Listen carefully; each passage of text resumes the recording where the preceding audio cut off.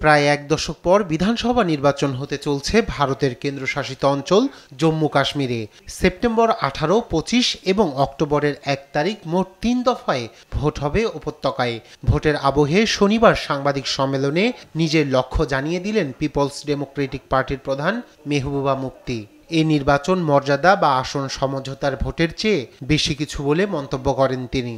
हम समझते हैं, हमारा मानना है जम्मू कश्मीर 370 का मामला नहीं है, सिर्फ जम्मू कश्मीर स्टेटहुड का मामला नहीं है खाली। এর আগে দলের নির্বাচনী ইশতেহার প্রকাশ করেন সাবেক এই মুখ্যমন্ত্রী।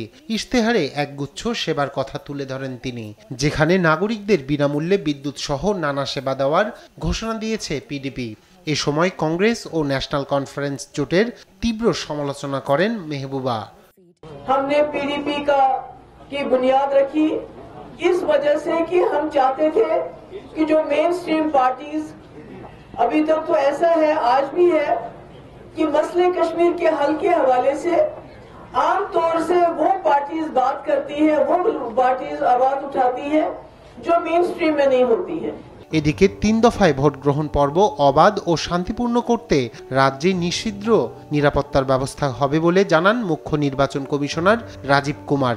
এছাড়া কাশ্মীর উপত্যকায় জঙ্গি হামলা বন্ধ করতে বদ্ধপরিকর কেন্দ্রীয় সরকার। নির্বাচনের আগে একের পর এক জঙ্গি এনকাউন্টারের ঘটনা বাড়াচ্ছে চিন্তা। শনিবারও জম্মু কাশ্মীরের পুলিশ এবং রাষ্ট্রীয় রাইফেলসের যৌথ বাহিনীর সঙ্গে জঙ্গিদের বন্দুকযুদ্ধের খবর মিলেছে।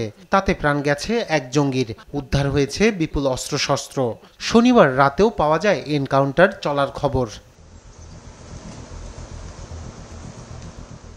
এই পরিস্থিতির মধ্যে অন্য একটি ফ্যাক্টরও চিন্তায় ফেলেছে নির্বাচন কমিশন এবং সরকারকে।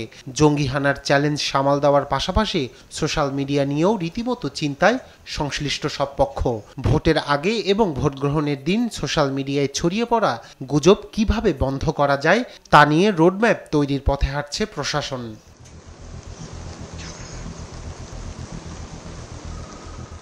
গুজবে কান দেবেন না। সোশ্যাল মিডিয়ায় ছড়িয়ে পড়া কোনো তথ্য নিয়ে সন্দেহ দেখা দিলে স্থানীয় প্রশাসনের সঙ্গে যোগাযোগ করুন। এই মর্মে জম্মু কাশ্মীর জুড়ে লাগাতার প্রচার চালানোর কথাও ভাবছে নির্বাচন কমিশন। রায়হান কবি শুভ্র, নিউজ ডেস্ক, দেশ টিভি।